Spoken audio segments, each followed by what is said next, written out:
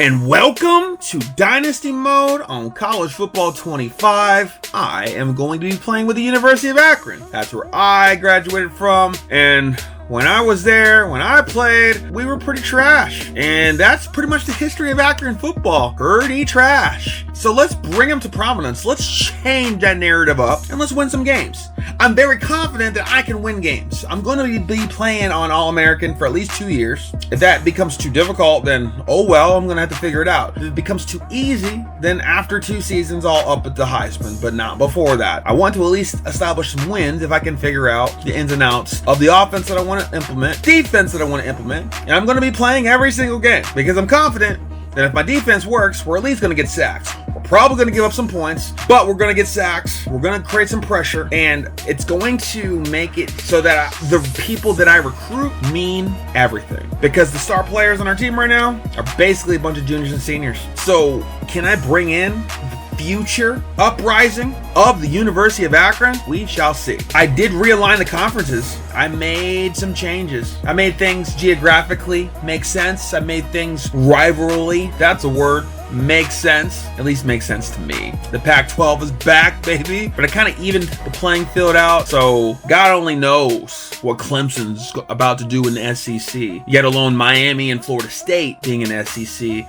God only knows what Pitt and West Virginia are going to do in the Big Ten, for example. It'll be interesting to see things pan out. And I can always change the conferences at the end of the year. So we're just taking it step by step. But we're going to have a lot of fun with this. University of Akron, Dynasty Mode. Enjoy these highlights. And anything notable, let's go. Congratulations. It's time to sign your first coaching contract. Make sure to pay attention to the expectations of the role. These are based on real-life historical records of the school. Failing to meet the university's expectations will land you on the hot seat and potentially have you looking for a new job when the coaching carousel rolls around. So we signed our contract, and here we are at Akron, got our recruiting board ready to go. We'll see how that goes down. But at the end of the day, we have a game against Western Kentucky. They're coming into the Infocision Stadium here, home of the rubber Akron Zips. And first play of the game, kind of crazy. He might be gone. Where is anybody to tackle him? Bro has to come from the other side of the field. Gets him down inside the 5. And maybe a little bit of a defensive stand. Nah. 3rd and goal. Touchdown. Western Kentucky. He hit the Heisman pose right there. And I think we took it personal because we felt pretty much in control the rest of the game. Even though it was a pretty good game for the most part. Touchdown right here. And then they would go over, you know, to the receiver. But it really was to us. It's a pick 6, baby. We are feeling good. 61-yard pick 6.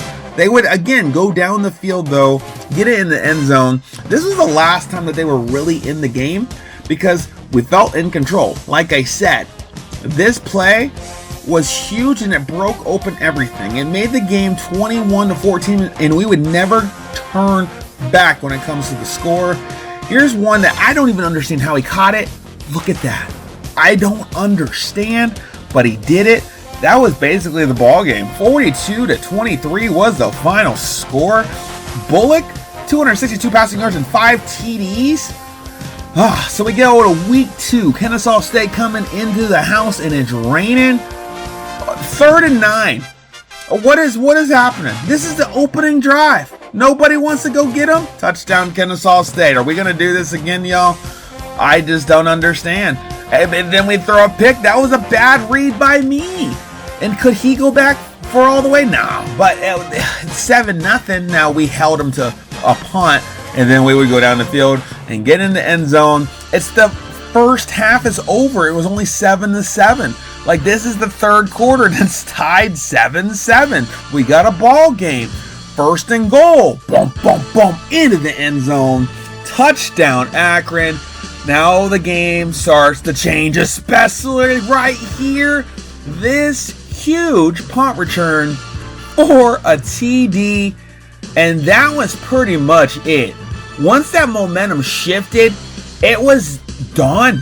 Kennesaw State played a valiant game for about 2.5 quarters, and then all of a sudden, just something broke. But they did break this one.